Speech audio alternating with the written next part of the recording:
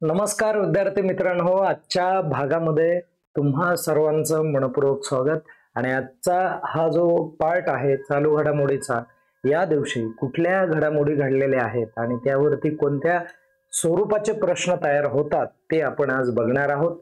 तत्पूर्वी मी assistant professor Ramesh Ghorpade आणि आपल्या समोर दररोज चालू घडामोडीच्या संदर्भात नवीन लेक्चर घेऊन येत असतो। आणि आज आपलं हे जे लेक्चर आहे हे प्रश्नाच्या स्वरूपामध्ये बघणार आहोत। तर पहिला प्रश्न काय मित्रांनो बघा, लक्ष द्या। भारतातील आर्चरी प्रीमियर लीग चे पहिले ब्रँड अँबॅसेडर कोण आहेत हे तुम्हाला सांगायचं आहे। तर पहिले ब्रँड अँबॅसेडर हे कोण ठरलेले आहेत, तर ते रामचरण ठरलेले आहेत। आणि लक्षात घ्या मित्रांनो, आर्चरी म्हणजे काय, तर धनुष्य बाणाच्या माध्यमातून जी नेमबाजी केली जाते त्याच्या संदर्भातला खेळ आहे। आणि या आर्चरीचं जे काय म्हणजे उद्घाटन आहे ते दिल्ली या ठिकाणी होणार आहे, हे पण तुम्ही लक्षात राहू द्या। त्यानंतर पुढचा प्रश्न काय आहे बघा, आशियातील सर्वात मोठे रेल्वे ऑपरेशन कमांड सेंटर कोणते, रेल्वे ऑपरेशन कमांड सेंटर कुठे उभारण्यात आलेलं आहे ते सांगायचे तुम्हाला। तर ते गुजरात या ठिकाणी अहमदाबाद इथे उभारण्याचा जो काय प्रकल्प आहे तो राबवण्यात आलेला आहे। त्यानंतरचा पुढचा मुद्दा काय आहे बघा, ब्रिटन, कॅनडा आणि ऑस्ट्रेलिया असे 3 देश, आणि ज्या तिन्ही देशांनी एकत्रित येऊन काय केलंय, तर कोणत्या राष्ट्राला स्वतंत्र देश म्हणून मान्यता दिलेली आहे, तर त्यामध्ये ते पॅलेस्टाईन उत्तर आहे। आणि पॅलेस्टाईन हा जो देश आहे मित्रांनो, पॅलेस्टाईन देश खूप वर्षापासून प्रयत्न करत आहे की आम्हाला जगाच्या पातळीवरती एक राष्ट्र म्हणून मान्यता तुम्ही द्या म्हणून, ओके। आणि त्यामध्ये या राष्ट्रांनी त्या पॅलेस्टाईनला मदत केलेली दिसून येईल। त्यानंतर पुढे भारतीय व्यवस्थापन संस्था आहे, ओके।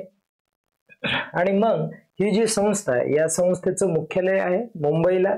तर मुंबईने नवीन कार्यालय उघडलेलं आहे, तर नवीन कार्यालय कोणत्या ठिकाणी चालू केलंय ते आपल्याला सांगायचं आहे।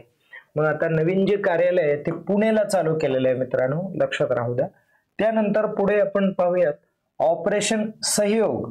हा बघा लक्षात ठेवा की अलीकडच्या काळामध्ये ऑपरेशन भरपूर झालेले आहेत। ऑपरेशन म्हणजे काय, तर एखादी समस्या उद्भवलेली असते आणि ती समस्या सॉल्व्ह करण्यासाठी एखादा जो प्लॅन आखला जातो त्याला ऑपरेशन इथे म्हटलं जातं। ऑपरेशन सहयोग 2025 मध्ये कोणत्या राज्यात राबवण्यात आले, तर हे जे राबवण्यात आलंय ते मणिपूर या ठिकाणी राबवण्यात आलंय।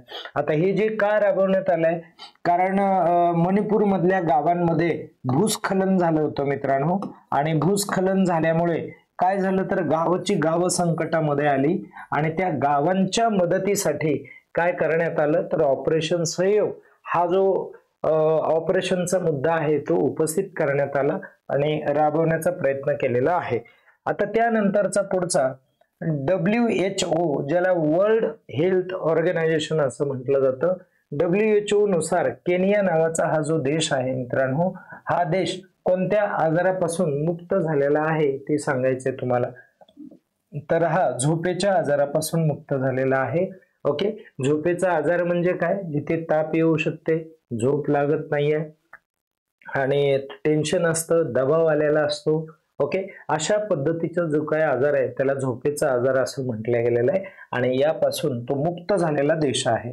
त्यानंतर पुढचा प्रश्न, नवीन की व्हिसा नावाची जी काय सिस्टीम आहे, ही सिस्टीम किंवा ही योजना अलीकडे कोणत्या देशाने राबवलेली आहे, तर ही जी व्हिसाची जी काय पद्धत आहे ही पद्धत चायना या देशाने राबवलेली आहे।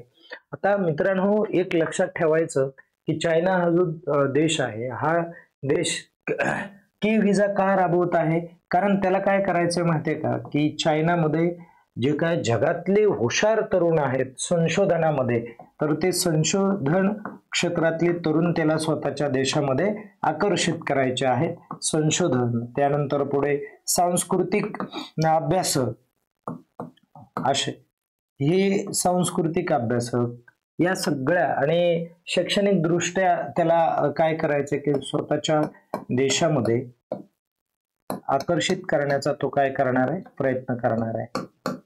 शैक्षणिक असं. आता आपण पुढे जाऊयात. नंतरचा प्रश्न काय, 2025 सालचा लता मंगेशकर पुरस्कार महाराष्ट्र शासनाने दिलेला आहे, की महाराष्ट्र शासन देतं, आणि महाराष्ट्र शासनाचा हा जो पुरस्कार आहे हा कुणाला मिळाला आहे, तर हा मिळाला आहे मधुरा दातार यांना मिळालेला आहे. तर लक्षात घ्या आता की जर केंद्र शासनाचा जर विचार केला पुरस्कार केंद्र शासनाचा, तर तो केंद्र शासनाचा पुरस्कार त्याचं टायटल वेगळं आहे, लता दीनानाथ मंगेशकर असं टायटल आहे त्याचं. आणि लता दीनानाथ मंगेशकर हा केंद्राचा पुरस्कार कुणाला मिळालेला आहे, तर कुमार, बघा कुमार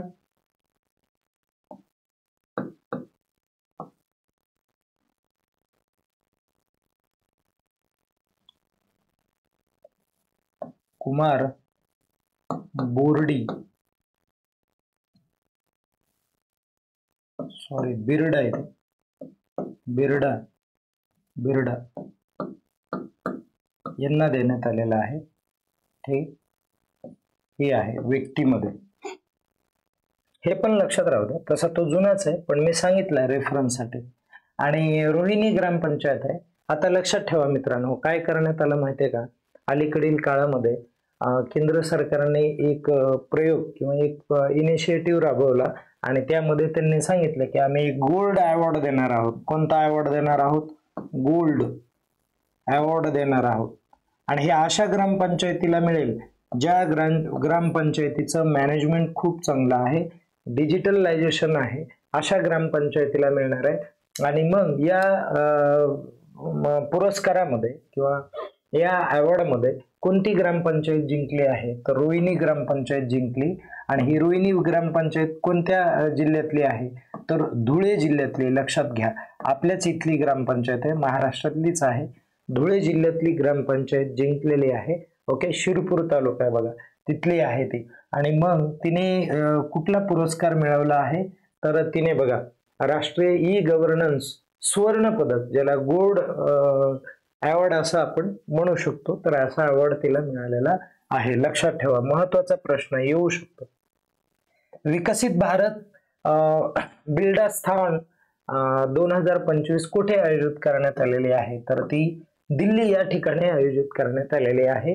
हे पण लक्षात राहू द्या. या काही गोष्टी ज्या आहेत आयोजनाच्या वगैरे, हे परीक्षेमध्ये सर्रास विचारलं जातं.